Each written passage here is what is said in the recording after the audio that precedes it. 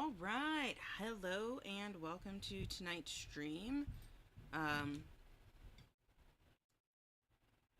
Today I'm talking into the void as it seems I'm always doing at this point.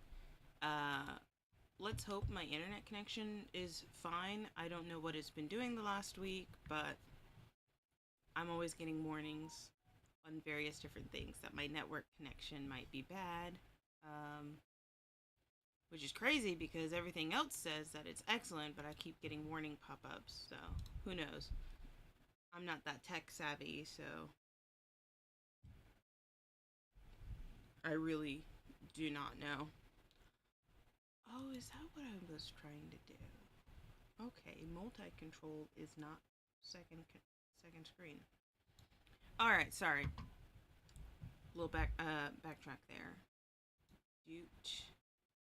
Actually look at chat so I can see what's going on. So, today I wanted to talk about I guess like hold on. I have a whole folder of content ideas to talk about. Oh yeah, so guys, I weave, and in fact, I made kind of a cryptic post a few weeks ago, almost a month ago now. I mean, Tuesday will be a month ago. Um, I bought a loom. Let me just open a new window. All right, cool. It's gonna open up. I think it's called a Strutco 4 shaft or 4 harness.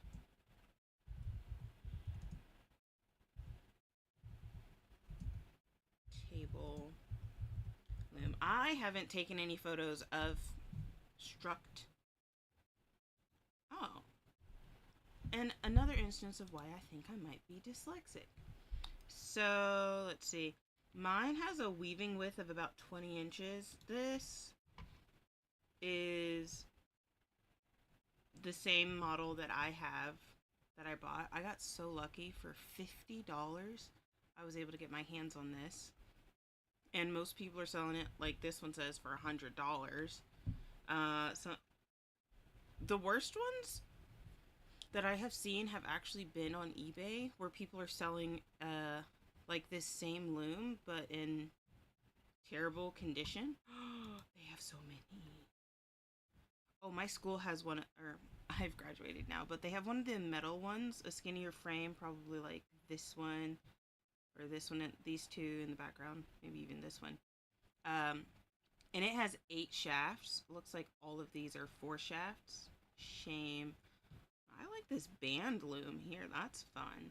Anyway, I'm getting distracted. I got super lucky, but people will sell this model. That's different than the one I have. But they'll sell these, and they're like, it is an antique, and people are seeking it. But like, they'll sell one in a condition like this. Hold on, I want to actually look at the image. Open image in new tab. I think I opened the website in a new tab, which is not what. Oh, it's a tiny image anyway. It's not even worth it. But yeah, they'll like sell one of these looms in a condition very similar to what we're seeing here. And oh, maybe it's Control Plus. And it's honestly the ones I've seen on eBay are in even worse condition than this. But like the wood is dark, it's discolored, it looks like it's gonna fall apart, and you're gonna need to do a bunch of work. But they'll sell it for like $200, $400. They'll sell it like it's in pristine, perfect condition, like this or something. Or honestly, what was that first image I clicked on? This one? Yeah, they'll sell it like it's in this kind of condition. And it makes no fucking sense.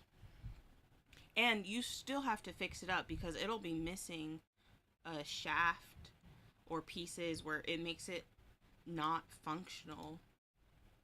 It's not functional when you buy it. Why? And they'll be like pickup only. And they're always in different states. Which one? I don't want your loom that's in shit condition. Anyway, but I did buy this. I weave. I love it. And I bought one. I'm working on projects to sell, put in a online shop.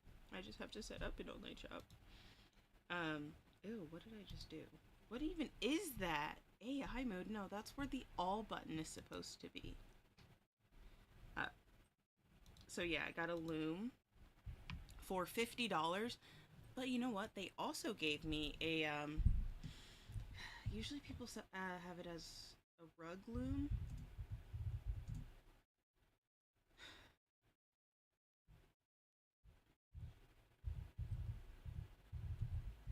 Tabletop rug loom weaving. Yeah, that's about it. Um, maybe do images.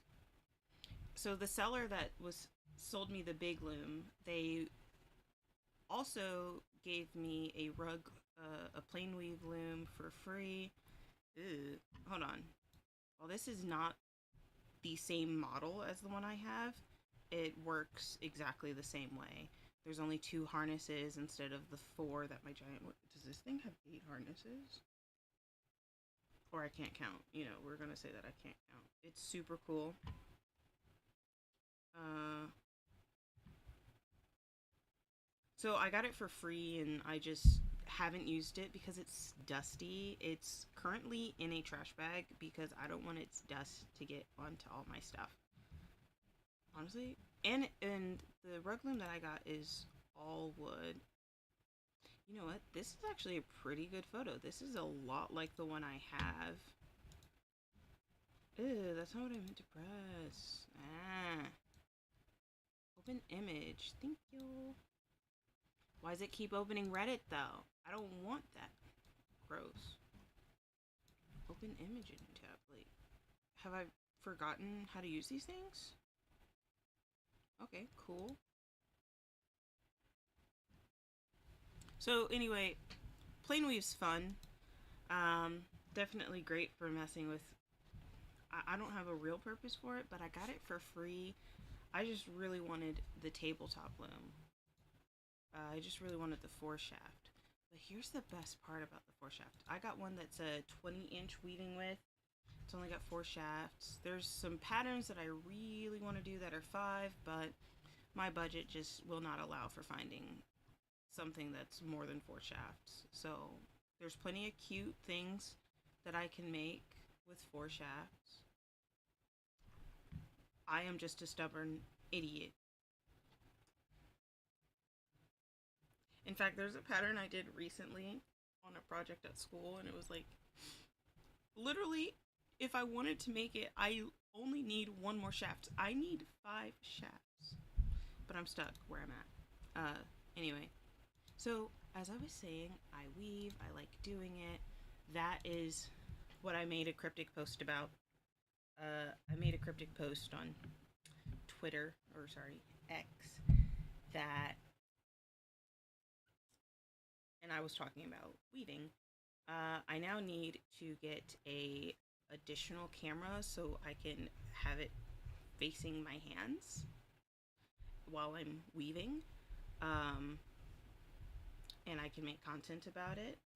But otherwise, I just am going to start recording me working on projects and then posting that to the YouTube channel. Um, Maybe go over the basics of weaving. But again, this is I made a cryptic post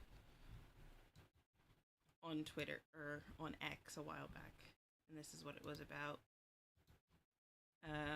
Not going the route of spicy content. That's not happening anytime soon. What's this thing doing? So yeah. Now then, aside from that, I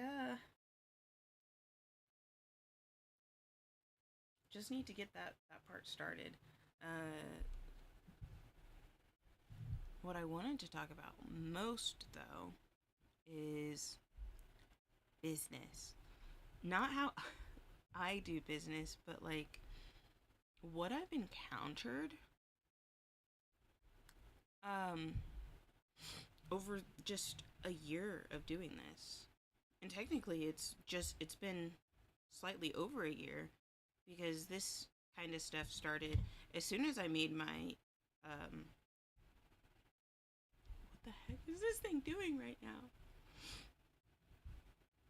So like as soon as I started like made my X account um and started talking to people, there was all kinds of interesting this thing I keep putting my hand in my face and it freaks out. Um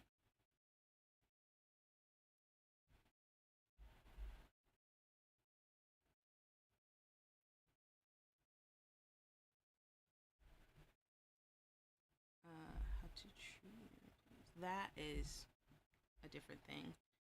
Do's and don'ts. There we go. So basically, I've just encountered some people that maybe are just not very good at business. Not too big of a problem. Maybe they just don't mesh with me. People I've worked with, people I haven't actually worked with. Like I didn't give them money. They didn't make work for me. I never, never commissioned anything. I mean, you guys have seen how my stuff is going over this last year. I have not gotten any additional stuff. I haven't even used the emotes that I commissioned because at the time I didn't realize that you could only use emotes once you reached partner or affiliate. That has recently changed, so I do need to get those put in. But oof, the things. So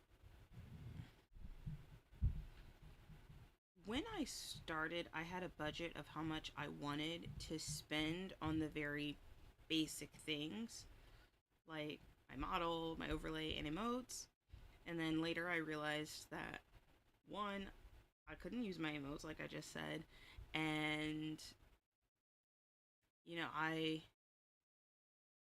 Hold on, I like wrote this shit out and it's terrible and their ideas.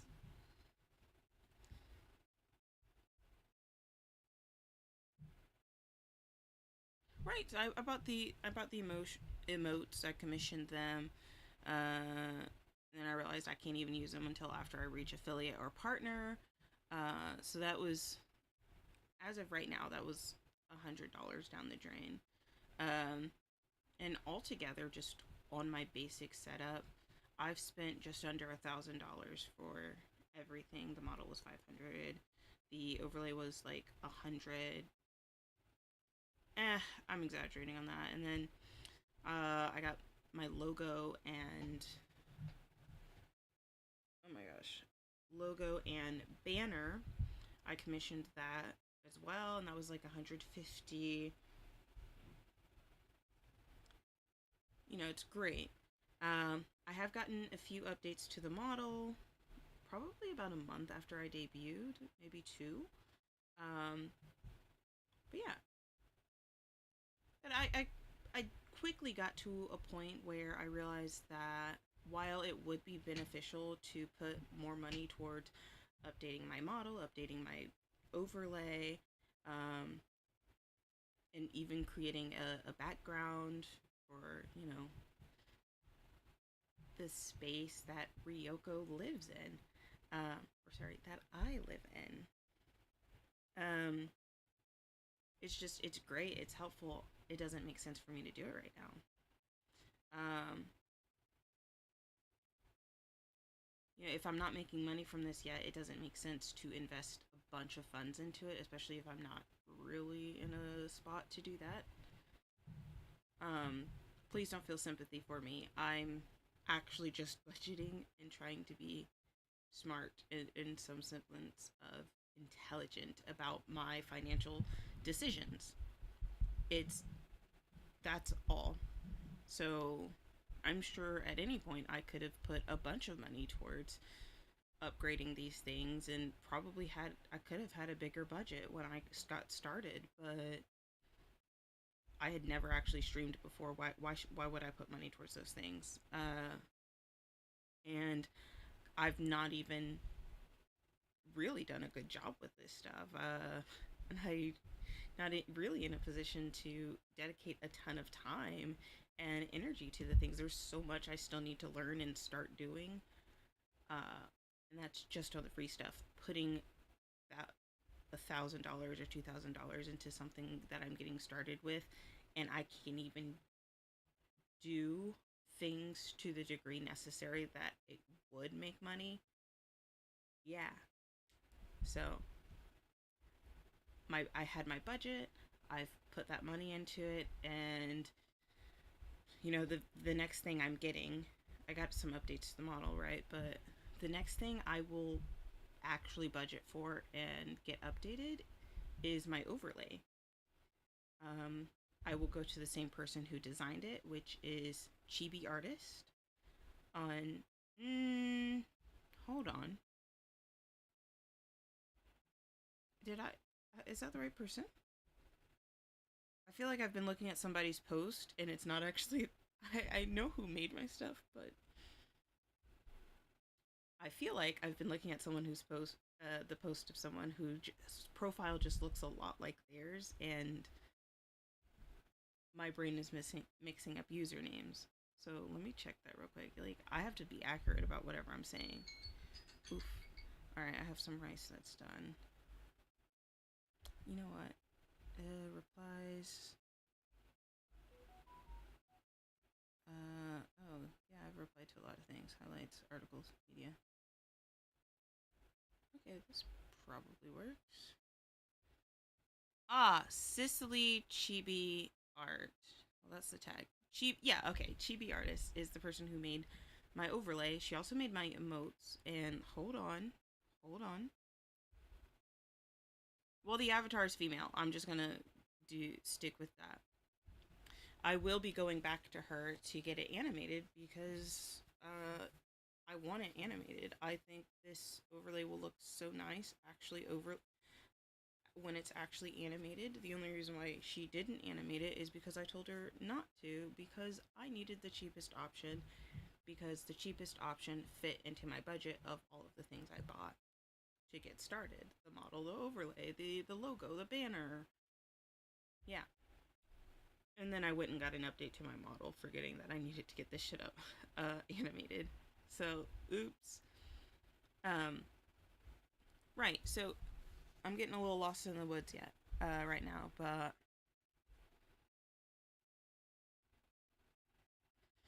so all of that being said, I'm really just making a point that right now I have no real plans of putting very much money. I have no real plans of putting more money into my VTubing assets until it probably starts making me money. Um, like once I hit affiliate or partner, or I don't know, some random sponsor decides to sponsor me, which is unlikely. If you're not affiliate or partner, you're not getting a sponsor, but you get where I'm going. Um, so right until I start making money, and I'd also prefer to wait until after I've made double the amount that I initially invested at the time of my debut. So at the time of debut, I know why I wrote that, because I didn't want to say how much I've put into now, because when I updated the model, small tweaks, uh, after the debut, about a month or two after the debut, I updated the model a little bit. Um, but otherwise, we're good there. Now then, enough about the model and all of the money I've put into it. I've given you a little bit of background now. I now just want to move into the nitty gritty details and why I wanted to talk business. Some of you may not realize, but I initially started out as a double major fine arts admin, and oh my god, I have changed my major a lot at school. Not too important. Uh, Arts admin is basically a business degree per rating as a fine arts degree, but the number of business classes you have to take, it's ridiculous. Like, might as well double major as a business major and a arts admin. But anyway, I've gone through a lot. I've changed my major around. Went from double major to one major to back to double, and I ended up graduating with only one major. Hence why it took me 6 years. Um, but okay, so I've talked about that. My degree's different now. Changed it. Yeah, yeah, yeah. Fine arts. Now, money. Listen, double major. I really wanted the double major, but I failed a class here and there. And continuing for even just one more semester was going to put me in more student loan debt than it takes to, than the earning potential from either of those degrees, let alone those two degrees combined. So I graduated early. um, but I took classes this summer, and that's the kind of honestly, that's the kind of shit that put me behind, that made it hard for me to stream. Spring semester, I was doing the capstone for my fine arts major and took up a bunch of time. I mean, the amount of time I spent at school and sorry, again, distracted, but it's not that big a deal. A little bit of background about me. Of course, I have finished my major now. I took some summer classes. I took classes this summer, 3 of them. Again, why, even though spring semester ended, I didn't stream like pretty much at all this summer. That's why. Uh, but I finished those classes. I passed it. I have graduated. I got my diploma. I'm good. I guess I'm good. I'm Gucci. Like, we're good. Um, but why I'm talking about school? The background information. Okay. Now then, the point with the fine arts and why it relates to why I think I know anything about business is because, at least with my university, they know and understand that if you're trying to be a fine artist, um, or if you're trying to be an artist or you're going into a graphic design field, you're likely going to be doing it freelance. Um, you're likely going to be doing freelance work for a good amount of time, or you will work very closely with businesses in a way where you actually need to understand how businesses work. And basically, I still had to take business classes and I learned about ethics and the right way to engage with businesses, but mainly freelance. Um, because with freelance, you are essentially your own business. You need to know how to get customers, you need to know how to treat your customers and not scare them away.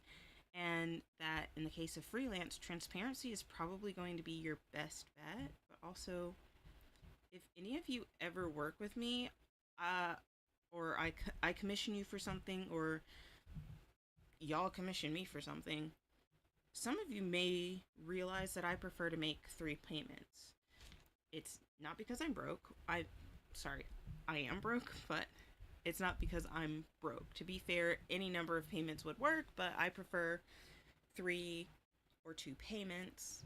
I prefer 3, and then 2 payments is the absolute minimum. Uh, you treat the first payment as a down payment to reserve your spot so that the freelancer knows that you're serious about it, uh, about having them work for you. And then the reason why the multiple payment system works is mainly to build trust between the customer and the freelance worker, and it also helps with scams. It helps prevent them. It also helps you to not get scammed as a buyer of these services. Um, so that, you're not out all of your money. So beware if you're ever paying for a service online, especially in the case of work like this, paying someone to create your model, paying someone to create an overlay for you, where they actually have to go and create it. Beware of people who want you to pay all of it up front. That's it. Like, you have to do 2 payments minimum, like I said, or I like to do 3. Obviously, the first payment, like I said, it's probably going to be the smallest of all the payments, and it's just to reserve your spot. It shows the freelancer that you're serious, and it shows you that the freelancer is probably legit. To be fair, like, it's great. And then that second payment is going to be after they've proven that, like, they're actually doing the work. And then the third, or whatever the final payment is. For me, the third one tends to be the final, but for the final payment, they first show you proof that it's finished. They don't need to send the final file, just proof that it's finished, and I pay the remaining amount, and then they send me the actual finish, the final file. Mind you, have been told this by my professors, especially my graphic design professors, because my school requires that all of them still do professional work in some way, but also all of my graphic design professors have worked in graphic design, have done freelance at one point, and they are always like, there was this one time, or maybe even a couple times early in my career, where I delivered the final file before I got final payment. I never got that final payment. So that's why I do 3 payments. So again, budgeting, I'm broke. Kind of. Well, I am not even just kind of. I like I said, I don't do 3 payments because I'm broke. I do it because I want to ensure that if I get scammed and they run off with my money, they only run off with like $25 instead of $150. So I have yet to be scammed, and I'm very new. I had never. Oops, my headphones are sliding off. Just so you understand, before I got my overlay, before I got my model, I had never bought services from some random on a social media. I had never done that. So anyway, moving on to the next part. Let me make sure I'm keeping up. Yeah. So currently, I've been the customer all the time. I've never been commissioned for work. At this point, anything that I'm commissioned to do is probably not even going to be in the VTubing space, because I don't know how to use any of the software that tends to be used in the VTubing space. Like, I know Adobe stuff. I don't know how to use Live 2D. I don't know how to rig. I'm learning Blender right now. Like, I can't make 3D assets yet.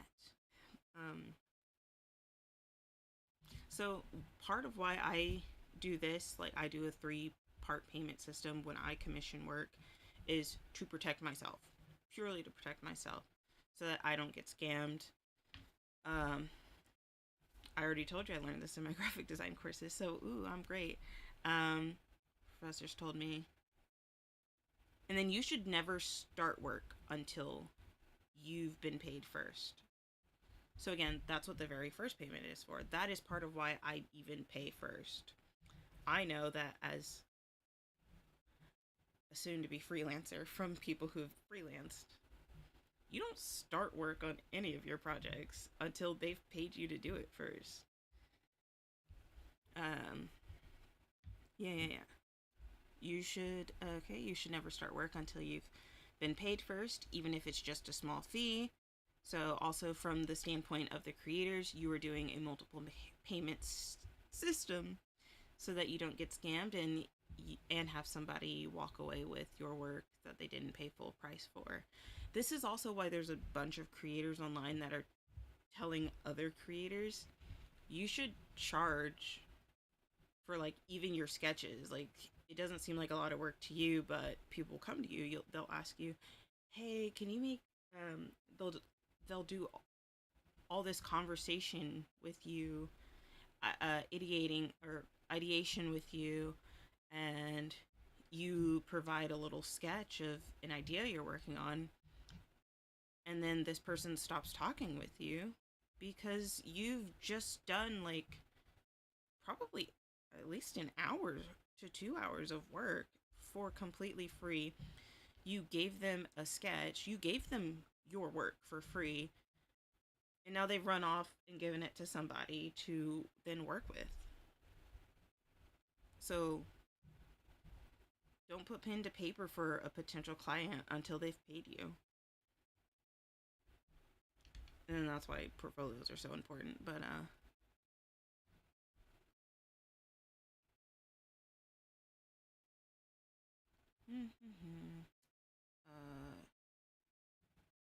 yeah, I've gone over that.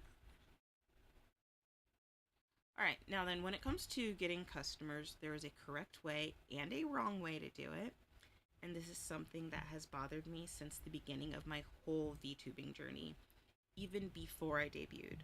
While I understand that a lot of what we do in this industry is really, or really with anything streaming, we're using very informal platforms to communicate, but when you're in another creator's DMs trying to conduct business, maybe it would be best to be a little bit more formal because it's a bit difficult to try and decipher what you mean when you use emojis or texting lingo. There is also the very real possibility that the person you're communicating with does not have the same first language as you and might not be from the same culture as you.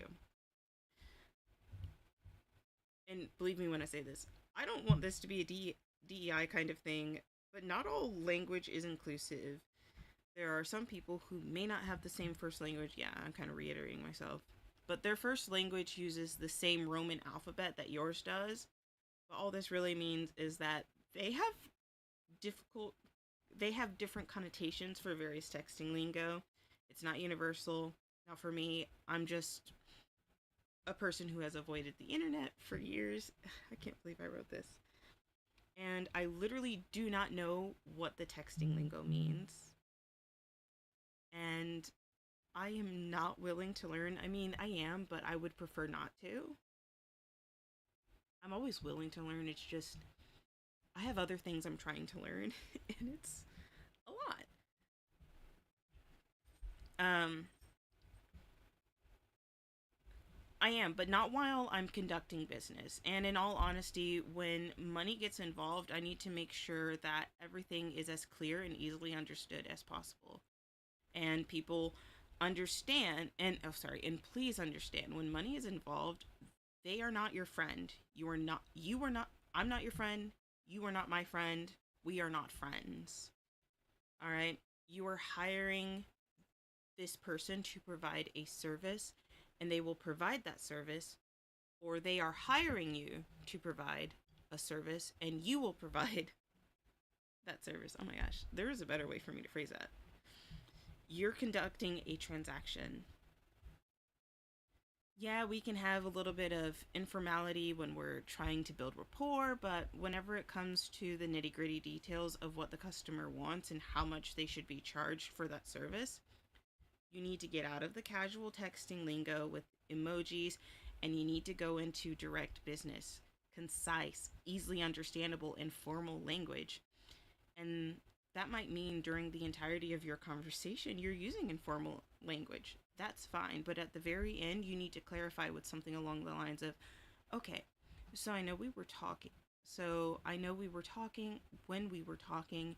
You said you want this, this, and that, and you want these details, and you want this kind of vibe. And I did say that it will cost this much money. Is this still good with you? It really is as simple as that. If you're going to, if you feel like you can't get rid of the informal talking, which to be fair, it doesn't always work to be formal during all business transactions. Some business transactions call for informality. But again, if you can't, if you feel like you you cannot use informal speech, if you feel like you cannot, what the fuck did I write? I'm sorry. If you feel like you can't not use informal speech when having business communications, at the very least, when you're done with your informal talk, to get all of the things you need to know, you need to clarify it. You need to clarify all of it in one big message, not a bunch of small ones. One big message that covers all of those things that I just said before. All right, now then on to more of the, like specifically some things that have happened that have bothered me since the beginning. Um, but I feel like they've kind of become more of an issue. Uh, like it started out okay, but it kind of became more of an issue later into my journey. I say later as if I'm more than a year in. Like, within a month or 2 months after my debut is when it got more annoying. And I don't know if any of you have been following me for that long, but there was a point I had a pinned post and I need to repin it. Um, because I was tired of being bombarded with messages, and yet I still was. Uh, in the pinned post was basically, "Hey, at this time, I have no interest or need for for commissioned work right now. Like, I have no interest or a need to commission somebody to do work for me. Please do not contact me regarding these things." And then there were fewer people, but some of y'all are literally out here just following people and then immediately going to their DMs without looking at anything on their profile, because it's absolutely ridiculous. That is another thing. If you're looking for a potential customer, this is actually terrible because it's also what I was taught in school. But it's not even just being taught in school, because I've been watching plenty of business related content on the internet, and this is what all of the gurus it's like what all the gurus give away for free. It's what all the people who aren't gurus tell you to do, because they don't trust the gurus that have lessons that cost hundreds or thousands of dollars, um or yeah, online courses. um but again,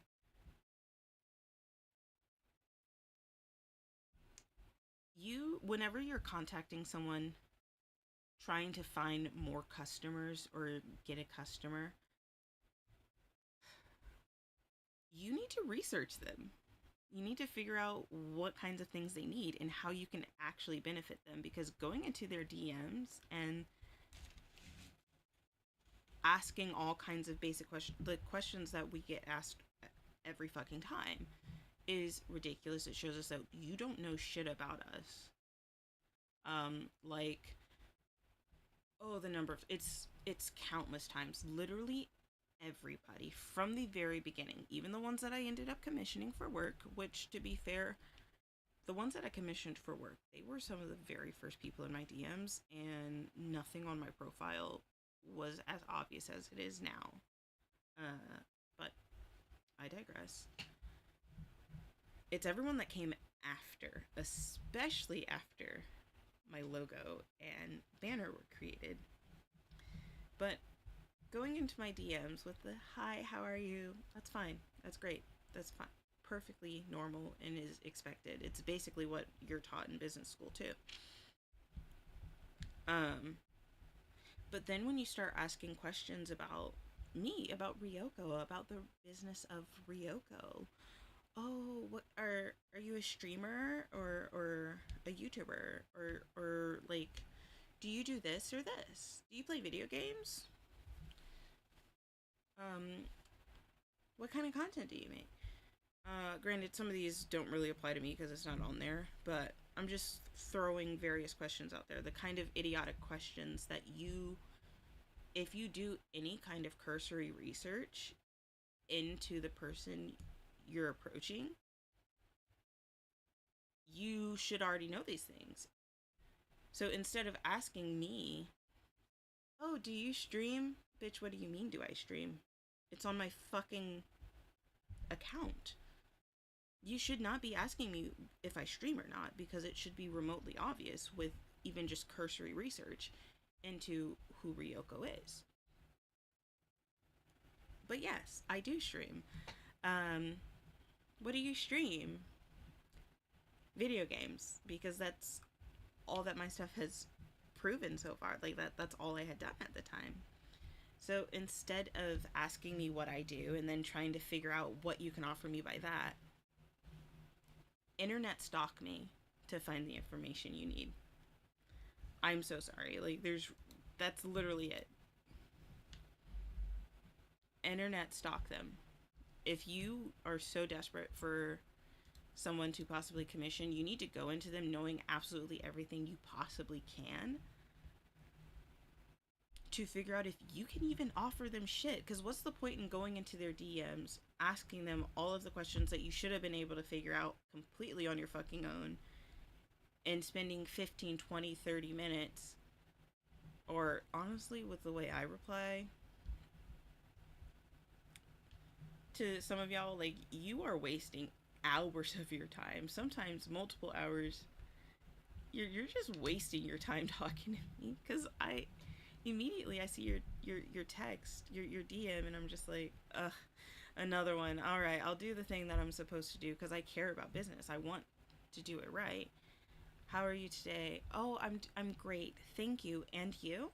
Like, this is what you do, and I do it. And then as soon as you get to the part where you're like, well, I'm a graphic designer, sweetheart. I already know you're a graphic designer, because you know what the first thing I did when you popped into my DMs? I clicked on your profile photo. I went to your profile. I figured out what you do, and I figured out what kind of content, what kind of work you do, and whether it fits with what I want. And I may or may not follow you back. I have followed way too many graphic designers at this point. And I'm just probably not for a little bit. Like, I actually haven't followed any graphic designers on X in months, purely because of this. But as soon as you popped into my DMs, I looked at your account. I looked at what kind of work you have, if you have a portfolio, basically if you have a VGen as well.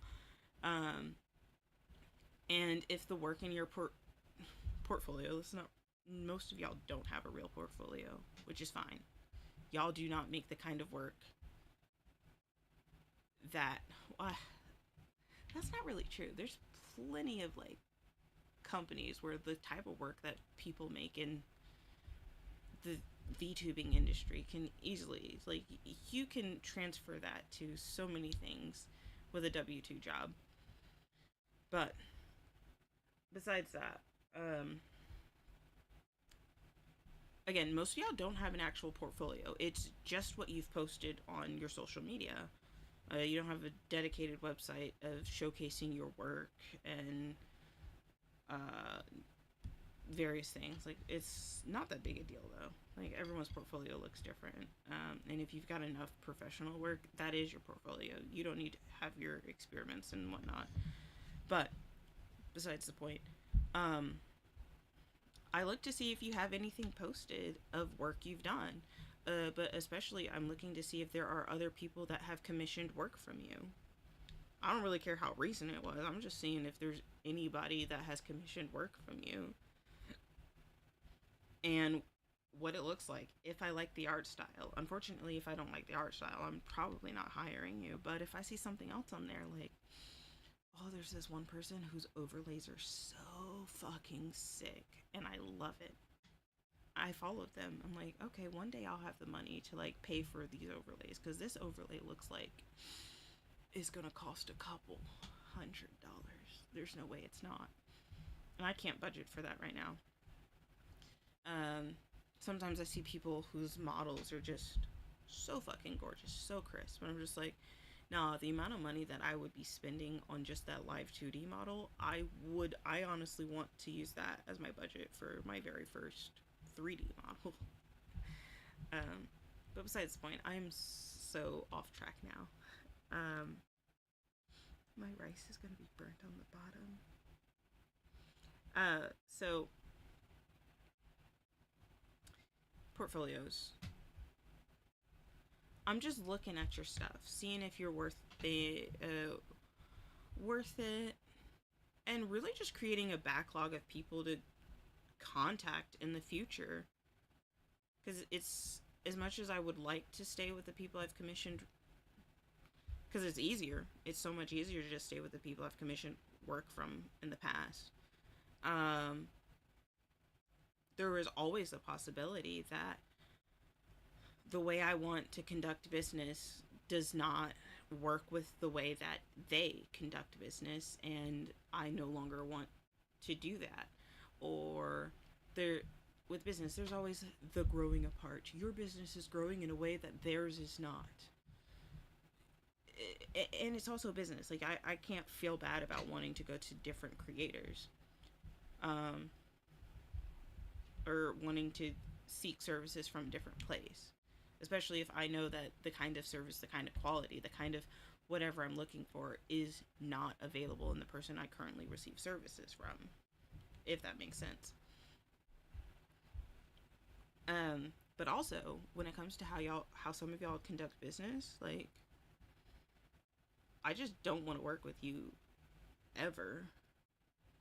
Like, oh, because of the way, like, after I told you no the first time, you kept coming at me, and then I said no. You kept coming, and then I said no, and then you kept coming at me. Like, I'm just never going to commission work from you. That's all. And you do that to enough people, you're not going to have business. So, that is another pet peeve I have with business, not understanding what no means. Guys, if you don't understand what no means when it comes to just business transactions, I fear for how you treat no in a situation where consent is needed. Um anyway, okay, so a few months into my streaming journey, that okay, first, let me preface, I understand that trying to make money doing art is difficult because it's very hard to find people who consistently pay for your services or buy your art.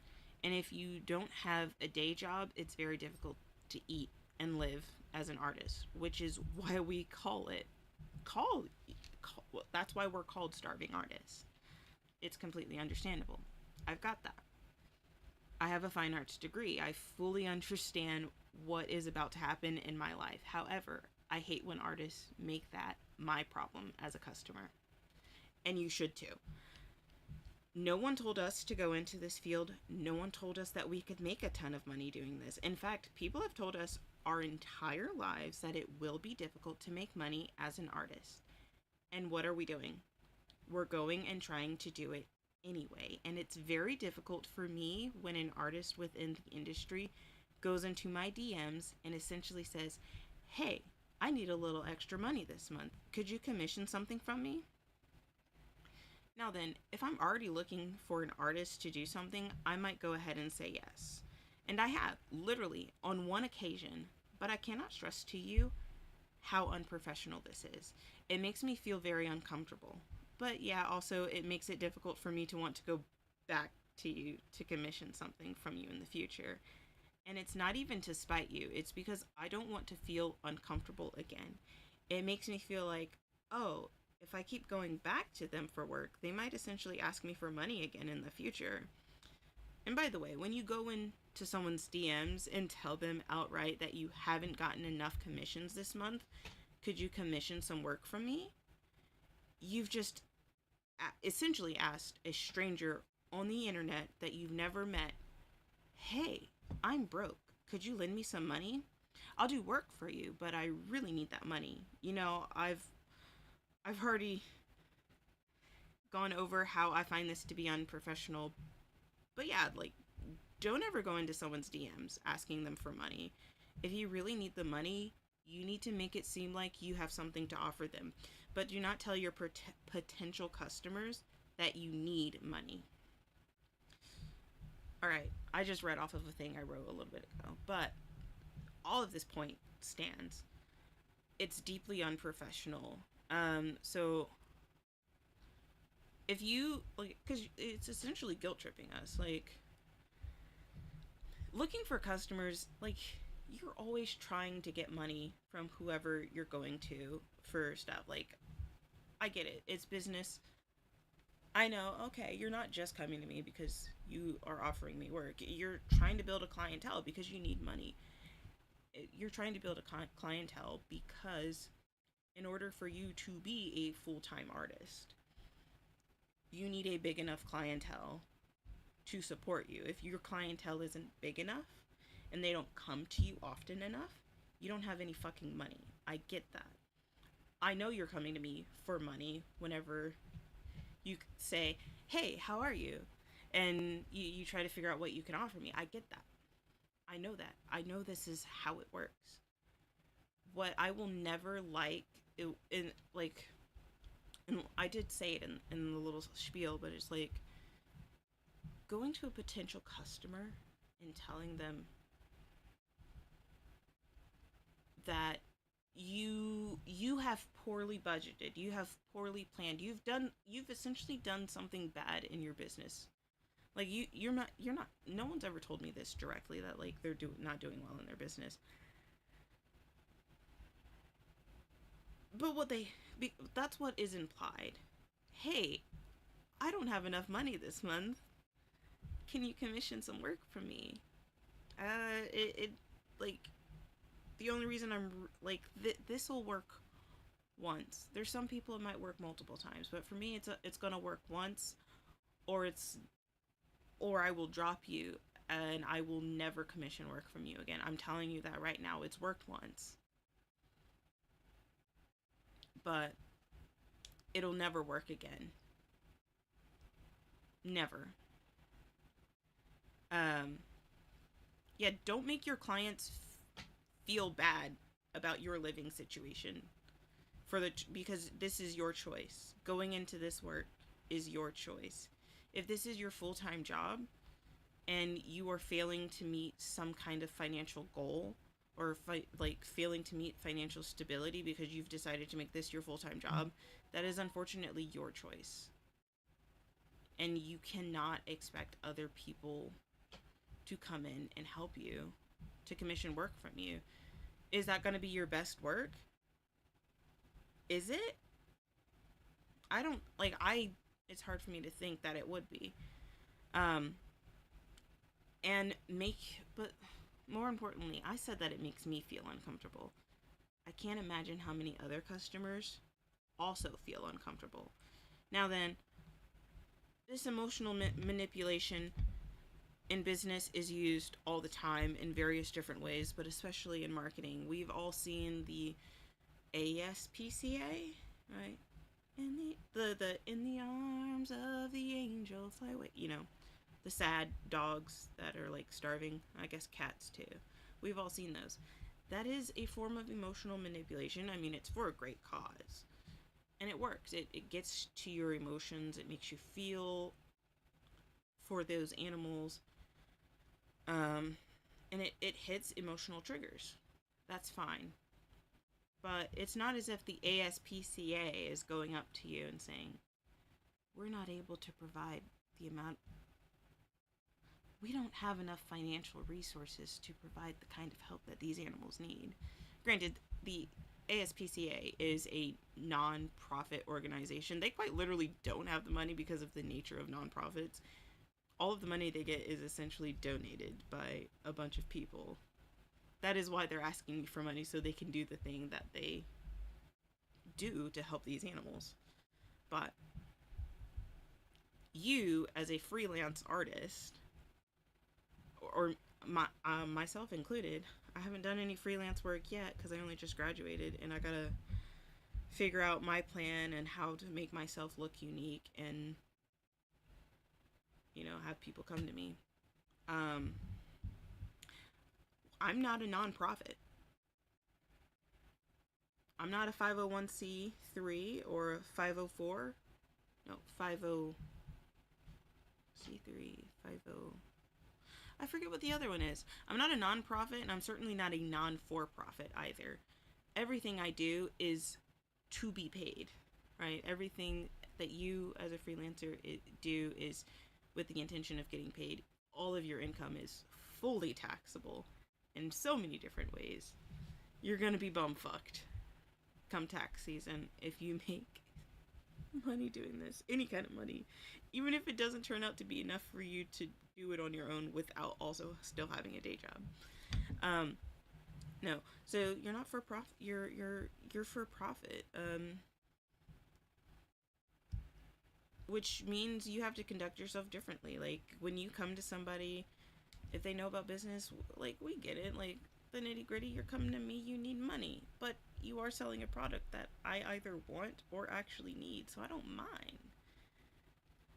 But when you come to me and the first thing you tell me is, I haven't, And the first thing you tell me is essentially, I haven't been good with my finances and I'm in desperate need for money right now.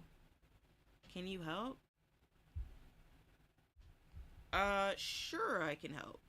What can you provide to me that makes it worth giving you this money? Cuz you're not my friend and you're certainly not my family. My friends and my family, they can come to me saying they're a little down on their luck and I might give them what I can. What I can. I'm not going to give them everything cuz then I'd be down on my luck. But I'll give them what I can. But you don't have that grace. You're not a friend. You're not family. I don't know what you look like. I've never seen you in person. I've never held your hand. I've never looked you in your eye. So you coming to me asking me for money, you need to actually be able to provide something of value to me. If that makes sense. Okay, I'm definitely stuck on that. Moving on. Um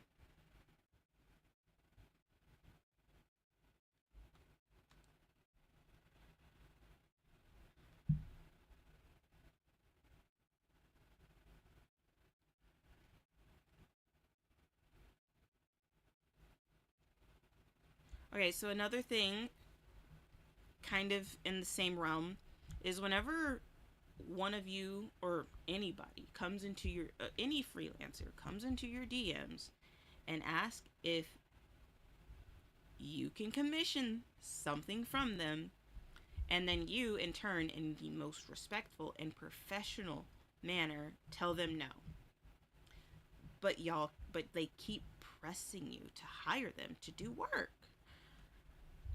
That's fucking terrible. It's fucking unprofessional and I fucking hate it. All right? As a potential customer, when I tell you no, I don't have the budget for this kind of work at this time, please contact me in 6 months. Do you know what so many of y'all do? I actually, no, you're my audience. Y'all aren't the ones doing this.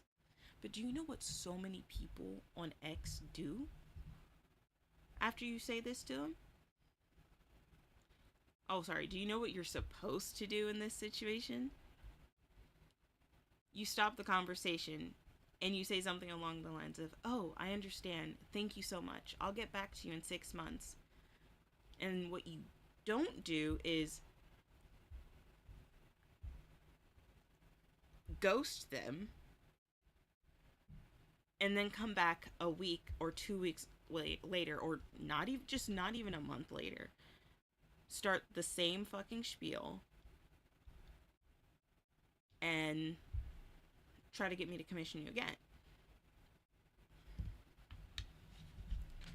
And you have to understand, this isn't like a pet peeve of mine. I've told y'all already. I took business classes. I should have just became a business major. It would have been faster. But no, I'm an idiot in so many in other ways. Yeah. So I try my hardest to be very nice and an inviting person online. But again, guys, I'm the person behind Ryoko right now. And Ryoko is a business. Ryoko Tatsuya is a business, not a real person. I'm puppeteering her. I'm doing all of these things. But whenever you're talking to the DMs of Ryoko, I'm not putting on any kind of front. I mean, I use very professional speech, or I guess written speech, or as professional as I can get. I'm trying to be better. I mean, you can't come up with a possible response to everything, and it's just easier to actually address things in the moment in the right way and just frame whatever you're writing at that time to kind of fit as closely to a professional manner as humanly possible. So if y'all ever contact me on X, if anybody does, I know some of y'all are watching, so, but if any of you guys ever contact Ryoko via email, because Ryoko Tatsuya does have an email, if you contact me in Twitch DMs, on X DMs, or I don't know if there's a way to do it on YouTube. I heard there used to be in the very beginning, but I was entirely too young to utilize that. I just watched videos. Um, But yeah, if you ever contact me on any of these social media, understand, if it's in the DMs, I am absolutely using the most professional, formal speech possible to communicate with you, because I see that as a business transaction. It's always a possible business transaction. Now, if you see me in comments acting a fool, if you see like an official post, I said maybe not acting a fool, but the real, like, it's a bit informal. I do have to say, for some of my branding, for some of the Ryoko Tatsuya branding, is she is a regal. I am a regal being. I have lived for. Ryoko's been alive for over 2,000 years, 100%. Because Ryoko, I dropping a little bit of lore, but yeah. Um, Ryoko should talk very strangely, but also have a very strange cadence. I wouldn't say like Yoda, but bro's got a strange cadence. And obviously, I never talk like that, but a strange cadence, and it's strangely formal as well. Like, she's trying, but like the last time she was awake, it was like founding fathers, and a lot's changed since then. Anyway, that's the branding. Like, when I post stuff or like send comments, if you're on X and you're following me and you see something that I post, usually whenever I reply to like people having post your OC and let me practice, and I'll be like, I would be honored. It would be an honor to participate in this project, because that is Ryoko. That's how Ryoko Tatsuya goes about the world. She is honored to be among humans. She really likes these these things, and she's amazed at how much has changed since the last time she was awake. He's, humans have made more strides, and yeah. Anyway, still distracted. Maybe I should go back on ADHD medicine. All right, but I have to make you guys understand the number of people that will come into your DMs saying, uh, doing their whole spiel about business, wanting you to commission work from them. I have multiple typed up responses to send to people that are all just me saying no in a polite manner. Um, and I have a whole folder. I have an actual folder, not even a folder. Well, yeah, it's a folder. It's in my notes app, in my VTubing folder, and then another folder within that about declining hiring somebody for work. Um, Essentially, and like, I have multiple because there's always slightly different situations, but I can't draft a potential response for everything. So I really need to condense those into like one big one that I copy and paste and like change some wording around to fit the situation. But yeah, it's essentially me saying in the most formal way, like, unfortunately, I cannot commission this work right now. It is not in the budget for me to commission work from you at this time. And mind you, when I tell you it's not in the budget, I'm really just telling you there's no budget. I have made zero plans. And even if I did, I'm going to wait till I have the amount of money saved up that I am at the max amount of money that I'm willing to spend on a project. And if I can find somebody who will do it for less than whatever I've saved, I absolutely will.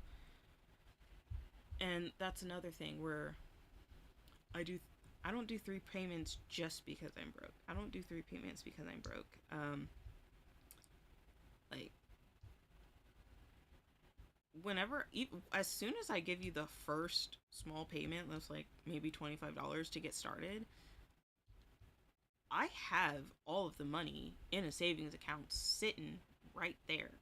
I could pay upfront everything, Am I? No, because I can't trust random people on the internet that I've never met, and I never will. Um, and I also just want to make sure everything stays a standard. I keep a standard and always kind of play it safe when it comes to money, especially this early. Well, especially like always play it safe. The more money you make, you should be even more safe and guarded with it. Uh, but like if it costs $150 and I'm like, hey, I want this to be, I'll pay you 25 now, and then I'll pay you 50 now, but then I'll pay you 50 at the halfway and then another 50 at the end. It's not because I'm broke. It's not because I'm waiting for my paycheck to be able to pay you the other 50 and then another 50 later. No, it's so I can ensure you don't run off with all my fucking money. That's all. I got to keep you in check because you're not getting 150. You're not getting the whole $150 until you've shown me that you've done $150 of work. And if anything, I trust you with that very last payment. Like, I'm not going to ask for the final file before I get payment because, as I've learned from other people who have freelanced longer than me and before me, you don't deliver the final file until you get the final payment. So I won't expect you to send me the final file until I've given you the final payment. Yeah, like, money is such a big thing. Sorry. Anyway, I've gone over that particular pet peeve. But gotta get back to the, like, when I tell you no, it means fucking no. Um, so yeah, like, usually as soon as I realize, which is usually why anybody initially gets in my DMs, as soon as I realize and it's abundantly clear that you're wanting me to commission you for something, I send you a, a pre-written text that essentially just says, um, da, da, da. And I want to see everyone's work. First off, I really do, because I'm still scoping for potential people to go to for potential future projects that are way in the future. Like, they could be a couple years down the line, because I ain't making money. I don't have money of my own to spend on this, and this shit ain't making me money, so yet. But still, like, I still want to do it. I still want to do those things. So I want to look at portfolios. I'm not asking to look at your portfolio because I'm expecting to hire you anytime soon, but make your portfolio available, or show me some of your work and I want to look at it, or have something on your profile that brings people in, that makes us want to go to you, to hire you to work for us, to do a commission. Because it's really exhausting. I know it's exhausting as a freelancer to go out there and ask people to hire you. And I bet you it's pretty down fucking trodden. It makes you feel pretty fucking downtrodden whenever you go to someone that you think is going to be a full-on yes, and they say no. You offer really good deals or whatever, and they still say no. No. No, I don't want your work. No, I don't want to hire you. No, I don't care that you're charging less. No, I don't want it. And it's going to make you feel bad, because I'm going to tell you, I always tell everyone that I don't want your work. I mean, in a very respectful way. No, I don't want to hire you. And I'm not going to tell you it's because I don't like your work. Like, I'm not even going to tell you why I don't want it. I'll just make sure you know, like, I don't have ideas for the future that I could... Oh my god, that's stupid. I just read that wrong. Alright. So again, if you have a portfolio, I always want to see it. And I know whenever people enter the private messages with something like, hey, how are you today? I have a good idea of how it's going to end up being, and it's you trying to get me to commission some work out of you. Yeah, I realized this trend very only early on. Like, I realized this fucking immediately before I debuted. Heck, before I even had my very first commissioned piece done, this shit was happening. Like, that's how fast I realized it. I've not debuted. My X account hasn't even existed for a whole fucking month, and I realized this trend. Let me tell you that. All right. Uh, like I told you, I literally drafted a response, and I have multiple at this point that I just copy and paste into the chat. Um, there's a few different ones whenever there's a slightly different situation, but they're all essentially the same. It's me saying, no, I don't want to hire you for work right now, but I would love to see your portfolio, as I'm always thinking about future projects. I just don't have any in mind at this time. Thank you. So generally speaking, after I send that, I'm expecting that you either will just stop talking to me altogether. Uh, there there will be no additional responses from you, or you'll send something like, "Oh, thank you. Here's my portfolio. Here's a link to it," or just a bunch of posts with whatever work you have, and that's it. That's the end of our conversation. Until I want to commission something from you, it's in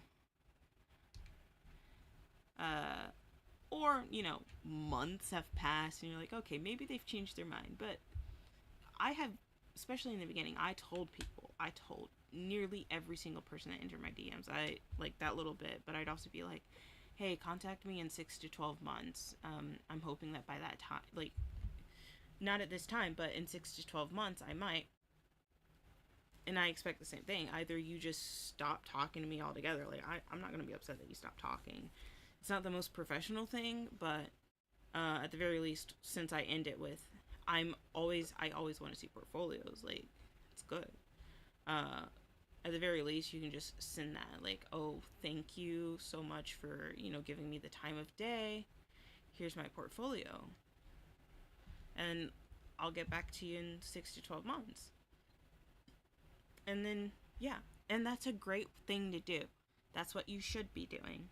You should come back and check on potential customers every couple of months, because that's how you build good rapport. That's how you make your customers think, oh, they actually care. They actually listen. They might do a really good job at this when I'm working on a piece with them that is very important to me. Like, yeah. All right. Uh But here's what should never happen is you continue to give me your spiel and try to convince me to hire you when I have made it abundantly clear I have no intention of hiring you or anyone to do work for me at this time. This is a great way to be blocked or worse, ignored. Literally, I don't even have the energy to block people. Sometimes I just straight up ignore you. In fact, I say sometimes, like, I've ignored a bunch of people because of that. Um, yeah. All right, let's see. How much more do I have here? Okay, good. I'm done. Almost there. All right, other things you should and should not do when trying to have somebody hire you for work. Bombarding them with messages, and then when you realize that they're streaming, or when you learn their streaming schedule, going into their stream and messaging them, trying to get them to hire you to do a service. What this does is make it look like you are desperate to be hired. Sorry, I feel like some of my phrasing here is terrible. I did use speech to text, to be fair, and it's just almost exactly how I talk normally. Basically, another thing you shouldn't do is when you're talking to a potential customer, don't bombard them with messages. And when you ask for their streaming schedule, don't use that as like, like when you figure out when they stream, just don't go to their streams and interact and chat, like go into their chat and ask them if they would like to hire you for your services. That's fucked up. It's annoying. It's only happened to me once. and I hated it. It's the most unprofessional thing, and literally just on principle, I will never hire them ever. They will never get money from me. I will never recommend anybody go to them. Not to mention, like, I entertained them a little bit, and I looked at their prices for, because they're basically like a promoting account. They charge you this much money, and all of their all of their shit is worthless. It's just like, I'm sorry, why would I hire you for this when I can pay, literally, like, I can pay Twitter less money, and Twitter absolutely guarantees that a certain number of people will see it with the amount of money I've put in over an amount of time. And you don't even have a big enough following to get me this half the number of views, or you don't even have a big enough following to get me half the number of views that Twitter guarantees when I put if I put the same amount of money into Twitter uh, promotions as you're charging. Like, just so you guys understand, there's no point in hiring some random people online to promote your content uh, on their page if the social media, like, there's no point in me hiring somebody on Twitter to promote my content when Twitter charges me less and can reach significantly more, and guarantees that it will reach significantly more people and have more interactions than they do. Like, they couldn't even give me the type of statistics that I needed, unfortunately. Uh, but the worst part is, I don't care how bad how bad the deal was. The issue for me was that they came into my stream and started chatting in my stream about money, about a service they can provide. Bitch, you're fucking with my stream. You're fucking with my audience. Who do you think you are?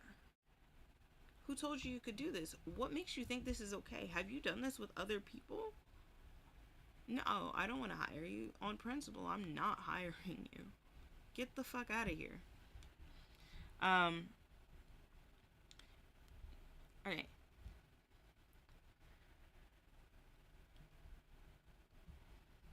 But again, like I said, it makes it look like you're desperate. When you do that kind of shit, it looks desperate. And there's a possibility that you are. And even if you're not, it just doesn't matter. It doesn't fucking matter. Because that is the way it looks to me and to your potential customer. And it creates a very uncomfortable situation for your potential customers.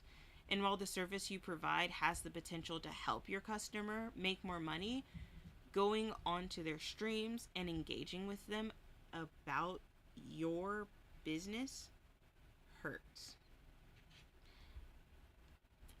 Okay, about your business hurts theirs. And let's face it, if you trying to conduct business with me actively hurts my own business, I don't want my business to interact with yours. It's damaging to my business to interact with yours.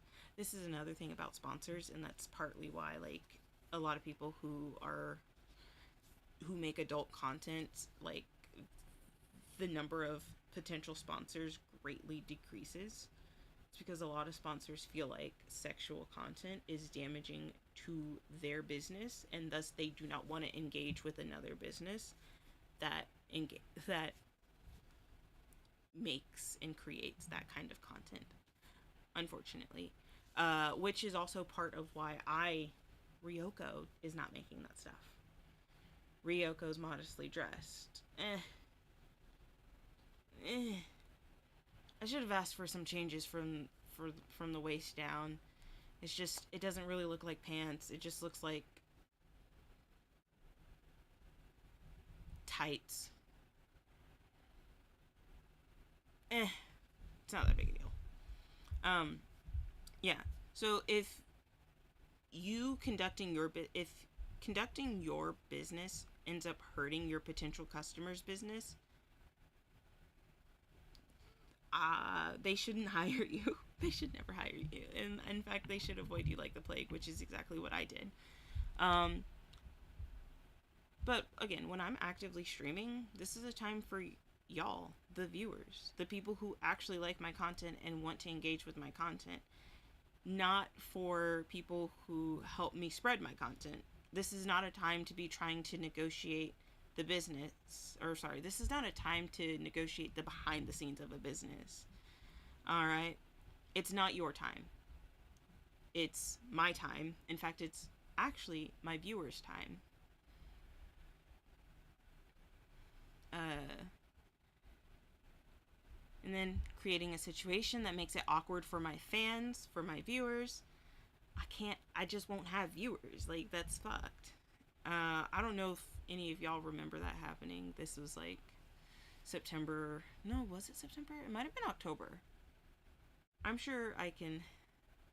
No, my DMs got deleted. I deleted it. Like, I made some weird update and it deleted all my conversations from that time. And I was pissed. Yeah. But yeah, because of a situation like that, I would never hire you. And then let this be a warning for anyone in the future, because it's already happened once. And if it happens again, I won't do what I did the first time. What I will do instead is call you out immediately, and I will have my mods ban you. Assuming I have mods at that point. Or if I don't have mods at that point, I'll ban you myself. I will ban you myself. I don't want you in my chat trying to, like, get me to give you money. This is like trying to have a conversation with me on stream about things that should be had off stream. Because who the fuck are you? Who the fuck do you think you are doing that? But I'm really upset about that. Like, still, it's just so unprofessional. It goes against every. I mean, like, business teaches you so much. It ruins your relationship with your potential business partners. If you don't have any partners, if you don't have a good relationship with other businesses in the industry, you have a business that is going to fail at some point in the future, because if nobody else in the industry wants to help you, you're not going anywhere. If you can't even, like, remotely get along with people, at least pretend in a professional, in a business to business thing, you're not getting anywhere. You will never surpass where you're at, and that's just how it's gonna be. Anyway, I'm still stuck on that. I'm still so stuck on that. Anyway, guys, that's my whole spiel on what you should do and what you shouldn't, what you should and should not do when it comes to commissions. I might make this more of a how not to do business, because there's so many things to complain about. Clearly, I just spent like 2 fucking hours complaining. Or did I? Let me double check that ish. Not quite. More like just an hour and a half. Well, not even. Because there's so many things to complain about inside of VTubing and outside of VTubing. There's so much to complain about when it comes to business and bad ways of conducting it. In fact, I will absolutely at some point make a video on how businesses should treat their employees so that they can make more money. Honestly, I can really quickly sum that up. I mean, going more in detail is always going to be much better, but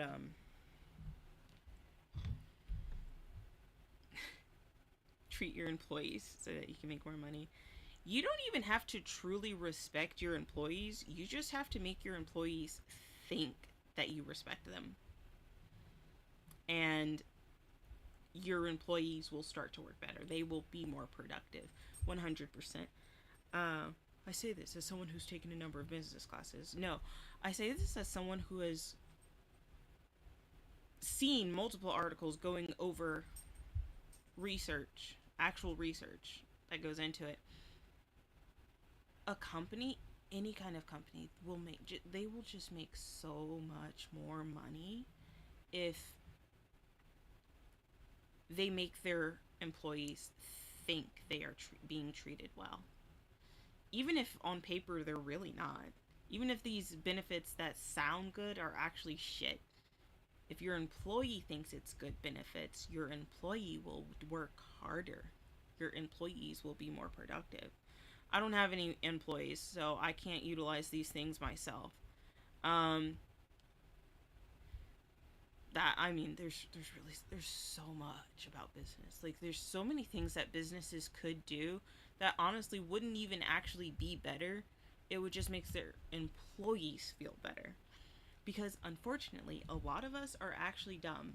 Not maybe not dumb as rocks, but a lot of us are just not very smart. Like the average American, you know, can't read above a sixth grade level, which means it's pretty fucking easy to manipulate us.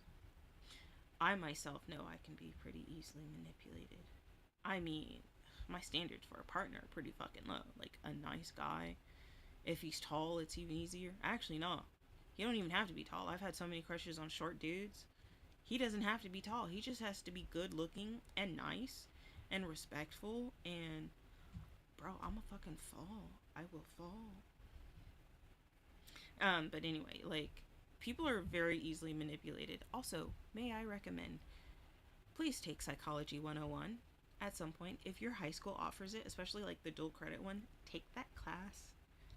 Read up on everything you learn that's remotely interesting, but also just pay attention to the stuff that you're being taught in there because you're going to learn so many basics about psychology and like raising kids, which is another thing, but not even raising kids, just like on how kids go. But you're gonna learn so many basics on how the human brain works. And then if you take some classes about like business, intro to business, yeah, that tends to go over the other things. Where just knowing human psychology is going to help you so much with business because you'll be like you're and then the more you learn about business and the research that huge companies have done on how better to manipulate us, it's like the amount of times I go into a store and I know how I'm being manipulated and I still fall for it because that's how fucking stupid my brain is. I know how I'm being manipulated and I still fall for the manipulation. And basically, similar research has been done with companies, with like how employers treat their employees, and literally, you don't even have to these companies don't even have to treat us better. They just have to make us think we're being treated better. It's absolutely crazy. You can have the full time benefits be honestly kind of shit, but if you make me think that they're good, I will fight for those benefits. I will work hard for those benefits until I learn that they're absolute shit and like there's actual better things out there. But so long as for the duration of me thinking I'm being treated well, I will work as if I'm being treated well.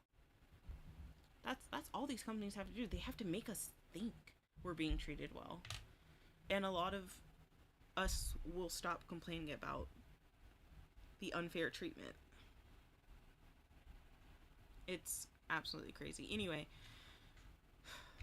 but that will require me to do actual research and like make a real essay or pull up thingies, and it's been years since I took those classes, bro. I don't want to do that. It took me 6 years to graduate because I'm a dumb fuck. And I changed my major so many times. Like, it's been a couple years since I've taken some of those business classes. Them gen eds. If I were a business major, they were definitely gen eds.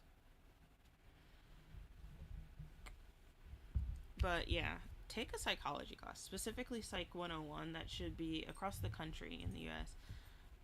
That should have most of the same information. If you're like a psych person who's going for a major or minor, you've already taken Psych 101. You're absolutely required to take it, even though it's a bullshit class for y'all, because there's nothing in Psych 101 that you will not learn.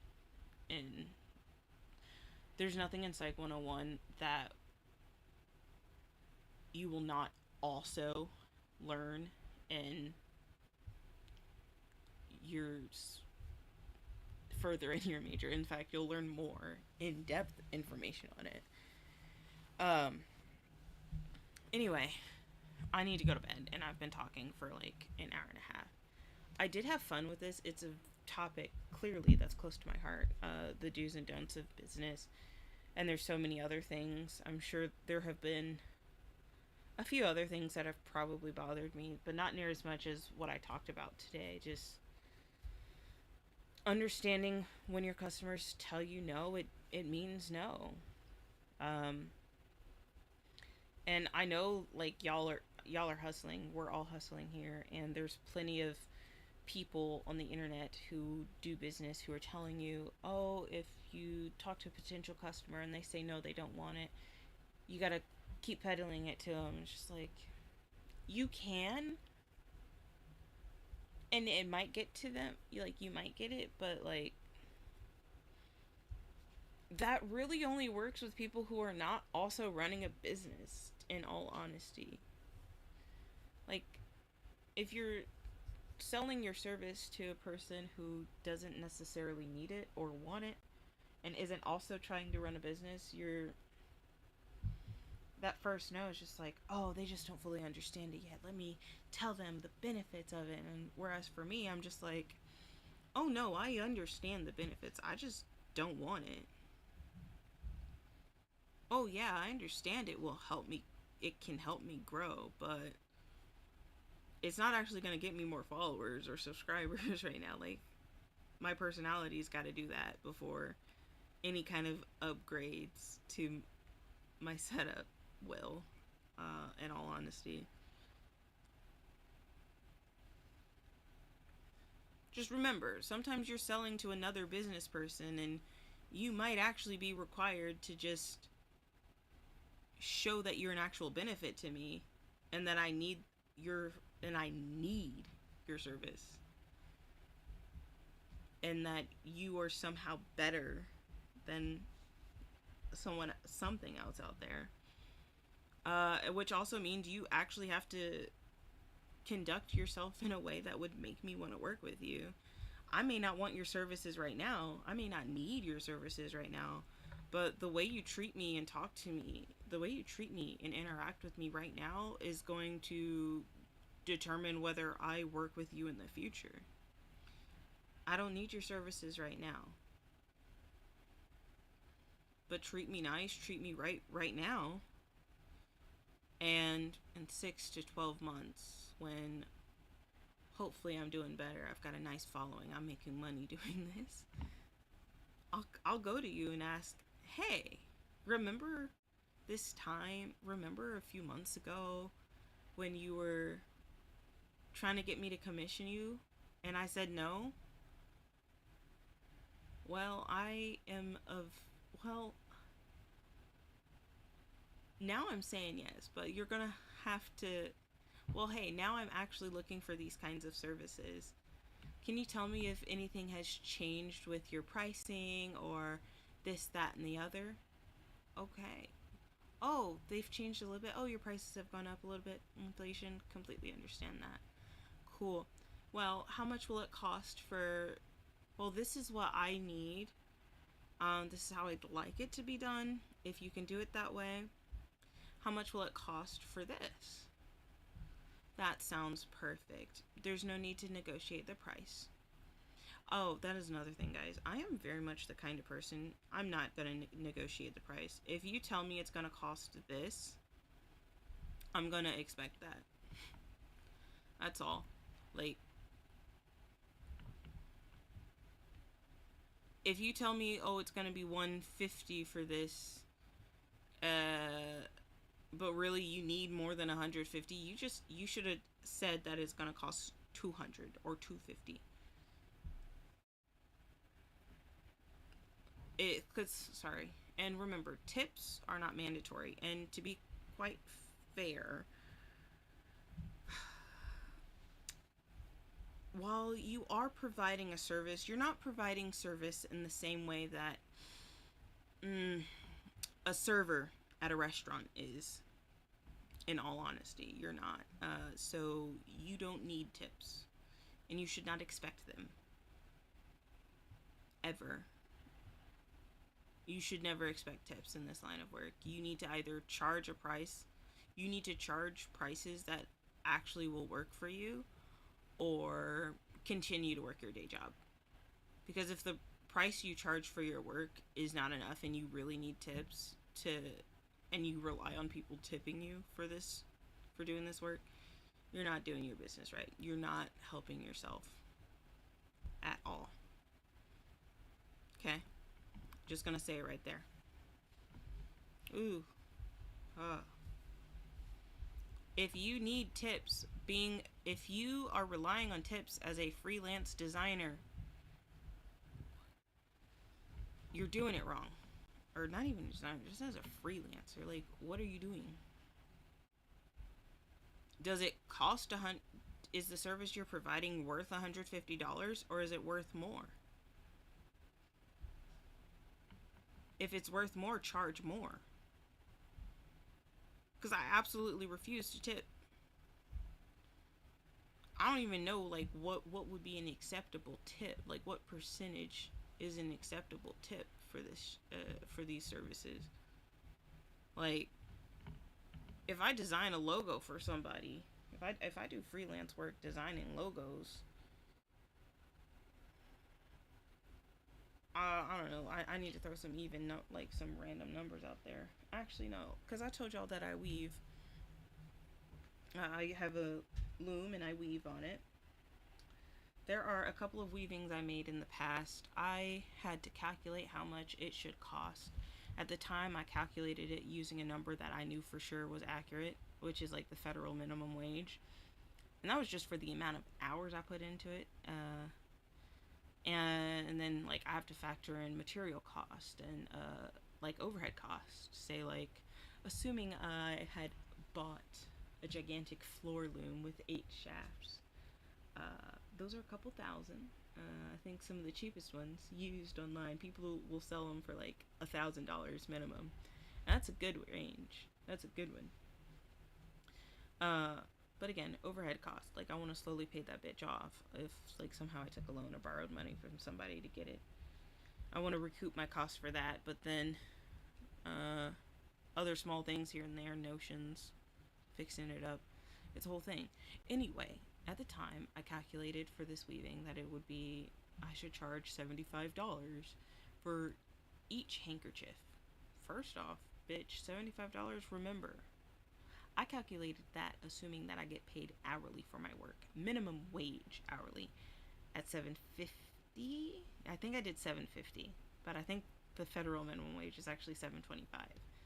But up until a couple years ago, the minimum wage in my state was $7.50 for a long time. And then people signed or voted, and it's supposed to be raising to $15. It was supposed to be $15 by this year. But some fucktards in our Senate are wusses. Anyway. And mind you, calculating my prices based on minimum wage is like saying that this is an unskilled, like, this is a skill that this is a task that requires 0 skill. Meanwhile, I made those handkerchiefs the second time I took weaving. I was doing advanced weaving, and I was the only student in it. And the first, like, 6 weeks of the Weaving 1 course is learning the basics of weaving. And we do some of our shittiest weaving projects ever. We that don't even utilize the floor loom, right? So the first 6 weeks, yeah, because we go January, and I don't think, like, they start warping. I might have to look at my syllabus for the last time I took advanced weaving, which was the 3rd time I took weaving, because I had to help out with the Weaving 1 students once they were putting shit on the loom. So whenever I had to do that as one of my assignments, it marks exactly when they actually start using the loom, or at least start dressing the floor loom. So anyway, it's minimum wage is for unskilled labor. Weaving is not unskilled labor. By all means, you could teach somebody to do, you could easily teach one person to do just about every step of that goes into weaving, but teaching someone to be able to do all of the steps on their own without help, uh, and create a piece of woven material that is an acceptable quality, is that's not unskilled. That is skilled labor, which means it is not minimum wage labor. Minimum wage is unskilled. Just so we all understand. So, charging $75 is ridiculous because I had calculated that using paying myself hourly for $7.50, but that's how I get like a base number. This is not unskilled labor. Since my state is trying to go up to $15 an hour for minimum wage, i.e., $15 an hour for unskilled work, I can't charge $15 for my labor. I can't charge $15 an hour for my labor making these. I.e., at the time when I had made these weavings, $75 for each handkerchief is ridiculous. Each of those handkerchiefs should cost at least $150 a piece, is what I determined. I'll have to find the notebook that I wrote in, but... And I know you're like, oh, well, what were they made out of? I used 100% mulberry silk to make those handkerchiefs because I have an obsession. But to be fair, I mean, even if I had made those same, used the exact same pattern, I'd still have to charge at least $150 for a 100% cotton version or 100% wool, merino silk. Sorry, not merino silk. What the fuck? Merino wool, alpaca. Like, it doesn't even matter what material it is. I think I'd still have to charge at least $150 for each handkerchief. And there are ways of weaving, like production weaving. It's existed. Like, people have done production weaving since weaving has been around. Well, some form of it. Maybe not always. And there are ways that I can weave to bring the production cost for me, like how much it cost me to make a piece, down. But ultimately, the things I have to do for that is like an additional skill on top of just the basic skill of, not even basic, on top of like the basics of weaving. Which again, I've already established that weaving is not a basic skill in itself. Weaving is not an unskilled task. So there are more advanced weaving techniques that I can use to help reduce waste and help reduce the overall cost that I bear when creating a piece, which can help to translate to a reduced cost in the final product. But let's face it, when a business reduces the cost of production, it is not to translate a reduced cost to the customer. Unless you're Arizona, because Arizona is a good, respectable tea company, and we should all strive to be like them. But in all honesty, though, when a company reduces production costs, it is not to help the customer. It does not translate into a reduced product, in a product being reduced in price. If anything, they might increase the price of the products after they reduce production costs because they want to make even more money. But in all honesty, right now, with my whole setup, and I'm using supplies that were given to me. I have a lot of supplies, so I think I'm able to offer a price for my weavings that competes with other places on the internet. But ultimately,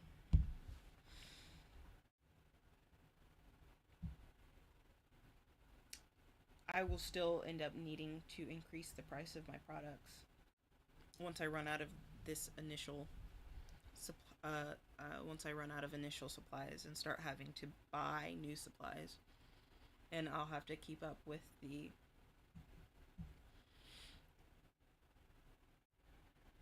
over. I'll have to actually think about the overhead cost. Currently, there's no real overhead cost. I spent $50 on a fucking loom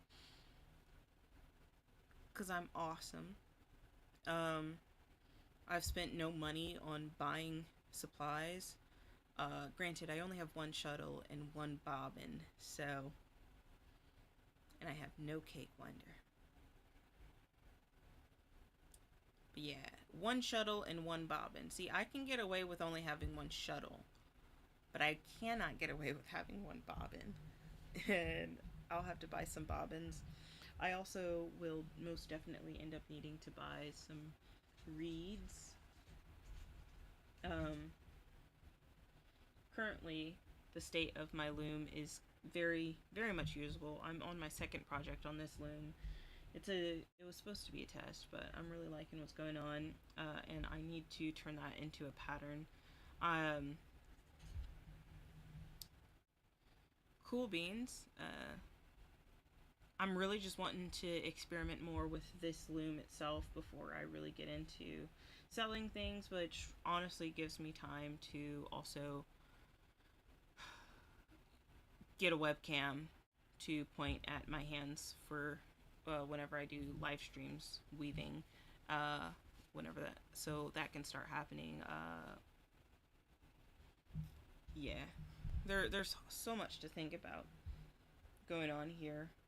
Uh, I've got a lot of interest for sure, and they all lend to being creative and design and whatnot. But by all means, uh, as much as I love playing video games, I love balloons. Uh, it's a bit difficult for me to play video games all the time. No shade, but I don't really like video games. Like, I have video games that I like to play. Um, I'm just, I don't know, something about not being good at them also makes me not want to play them.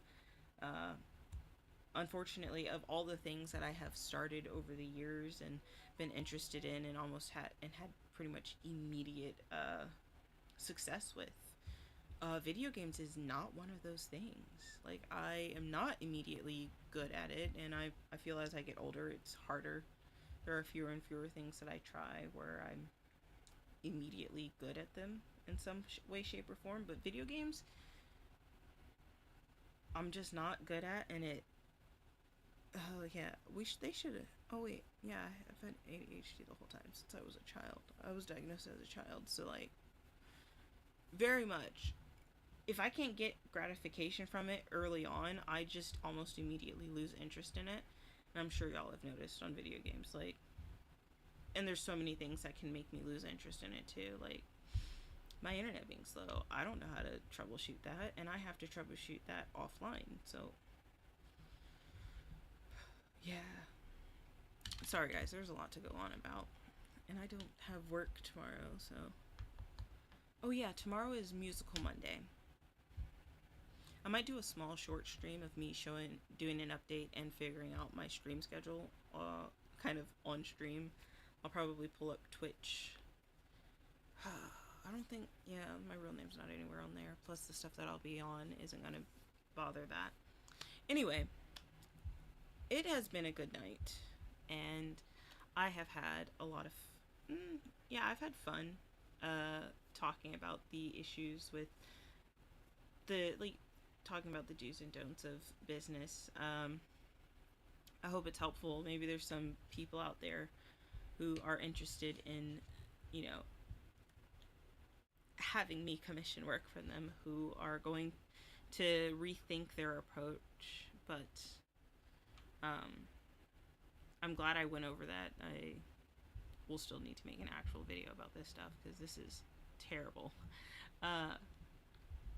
And I did have a lot of fun talking about the do's and don'ts of conducting business, and I hope that some of you like anybody watching this, are able to glean or were able to glean some ways of how to interact with me when conducting business, because I would prefer to conduct business in the most professional way possible, when possible, um, especially when we get to the nitty gritty uh, details and making sure there's no miscommunications, because different people from different backgrounds, from different language, different culture, like you're bound to have some differences. And with because of the nature of how I would be conducting business with, and how I've conducted business with some of you, but you know, the nature of it is I'm anonymous, you are also anonymous.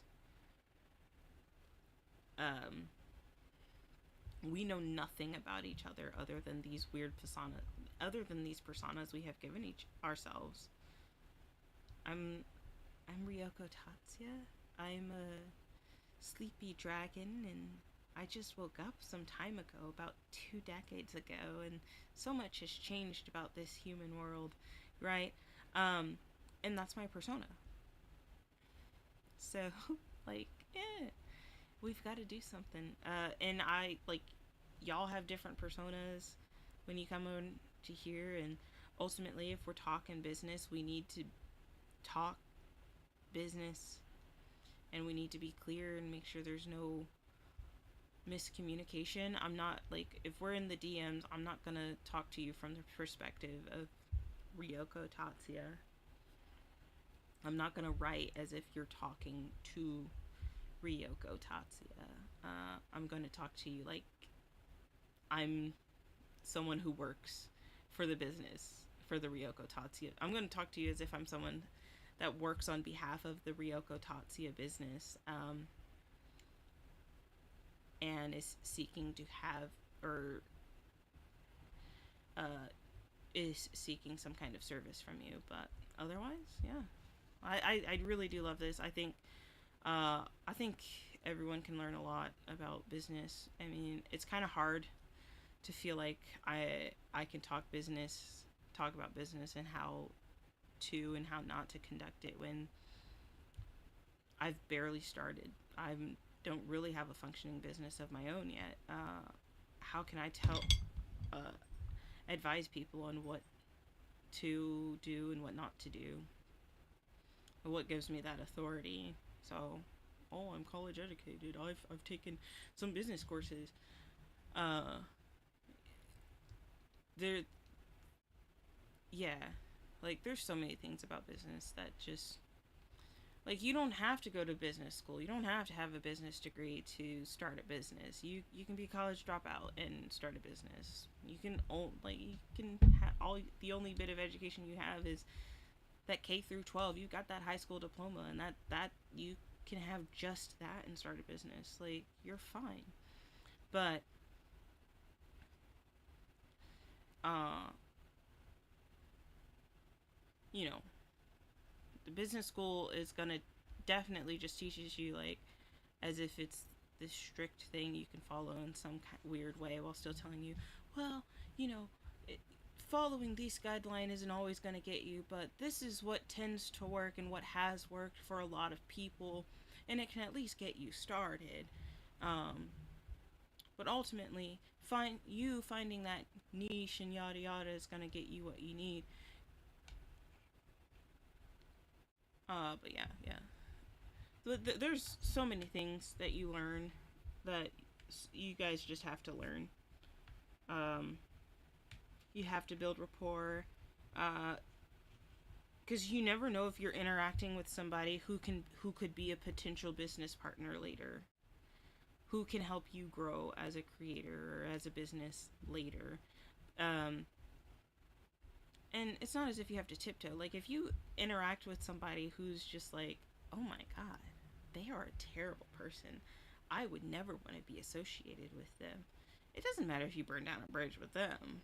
Like, why would you care about sustaining a bridge with some jack off that is a Scrooge to humanity or some shit? Like, understandable.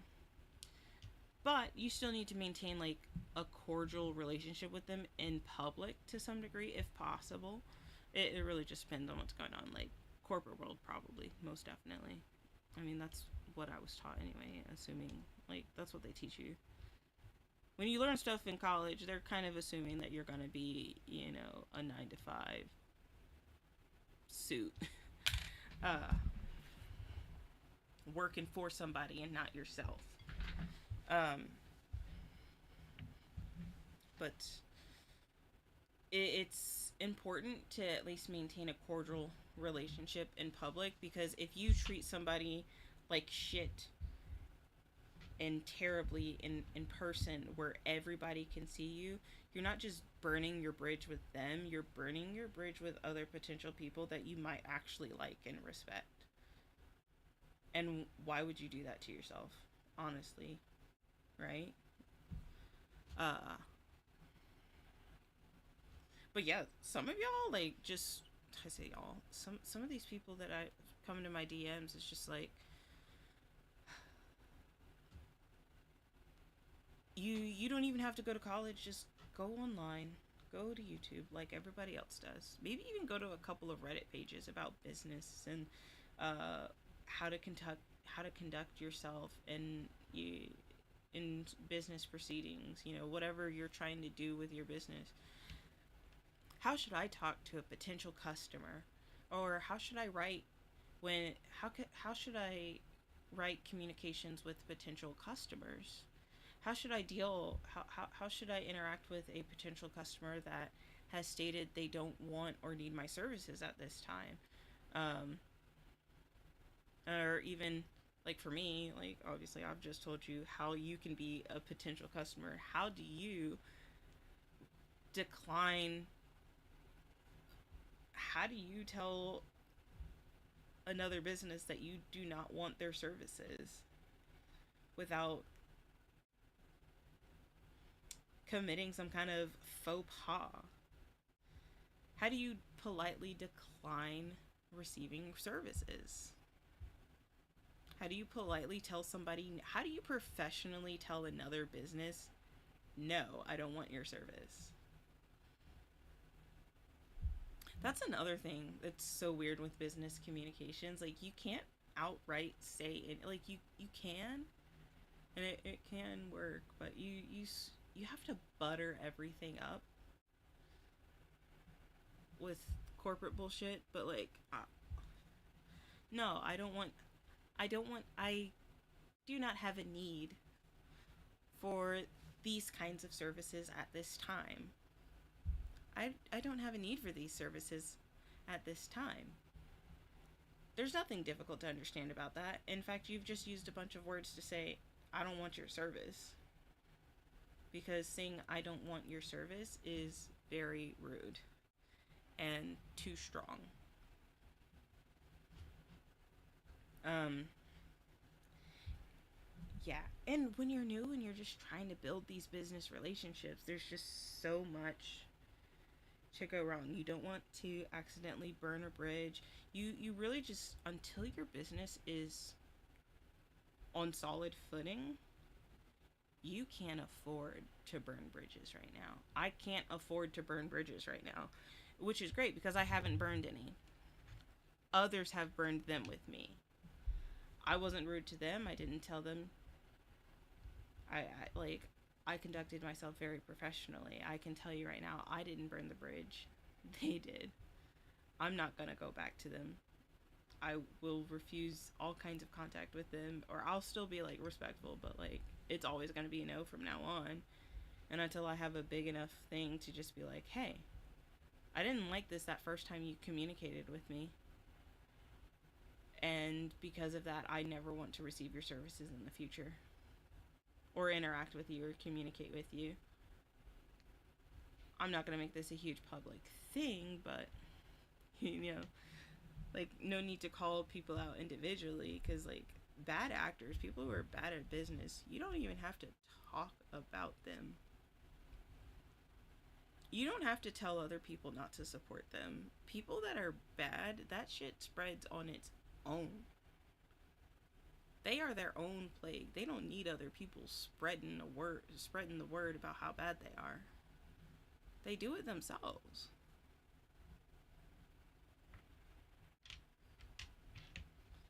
But yeah, Anyway, I have rambled on for entirely too fucking long, and